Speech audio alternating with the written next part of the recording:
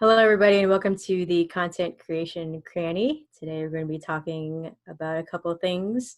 One of them is actually what is content and how and why it is beneficial. So first off, according to Impact Branding and Design, content can be defined as something to be expressed through some medium, and the mediums that can be used are written articles, videos, infographics, images, social posts, and a lot more. So what that means for us clinicians and educators who wear many hats is that all of this information that we're trying to convey can be conveyed in a lot of different ways. If you're trying to market the services that you offer, um, content can be used to express information about the products and the services and everything else that you're offering.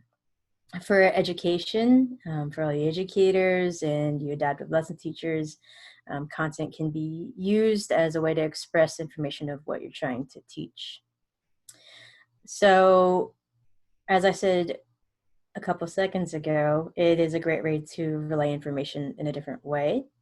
This is great, especially for those who might be a little bit more visually oriented, and for those who are might be a little bit more auditory oriented. And an example of this is an awesome website called informationisbeautiful.net, and it's this great website where they convey data not just in a article way, but through awesome interactive graphics and also some auditory things as well.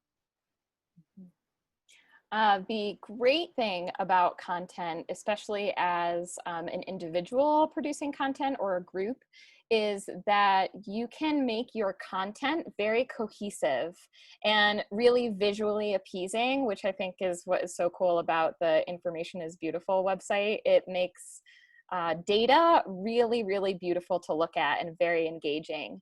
And the cool thing that we can do as educators, or if we're doing this for business or clinicians, is you can make your content really cohesive and people start to recognize your content, whether that's for things like your logo, the colors that you use, or even the voice of how you write your content. People will start to recognize that immediately and connect it to you and what you do. When you combine the power of these different things with content with social media, your content gets shared a lot, it gets saved. And what this really does is it reaches a wider audience, which a lot of us are trying to do, especially this is a great advocacy, kind of a side thing with advocacy is that when our content gets shared and saved, we're also advocating for the music therapy field because more people are seeing our content and looking into what music therapists do. So a rule of thumb for content, and you'll find different percentages listed for this online and in different places, but I think the 25% rule is a very easy one to go with, is that whatever content you're creating, 25% of it should be focused on education. 25% can be personal and about you and who you are. And so people get to know you as a person behind the screen. 25% of it is for fun and interactive and engaging and just a fun way of, if you think of having a conversation with somebody, you're just kind of chit-chatting in that way when you're thinking about your fun content. And then 25% is for selling. So if you're doing something online where you're selling content, no more than 25% of your content should be for selling, because that tends to turn people off and they tend to not want to engage with you as much.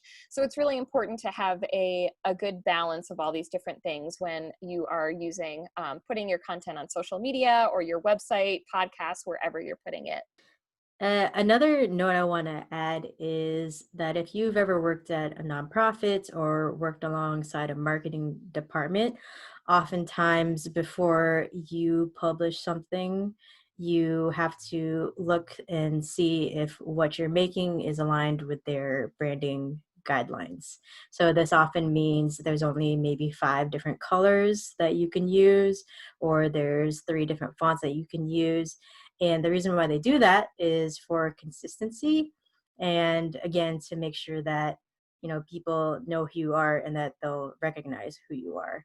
So it's like if the company was a person, it's their personality, so you can recognize it.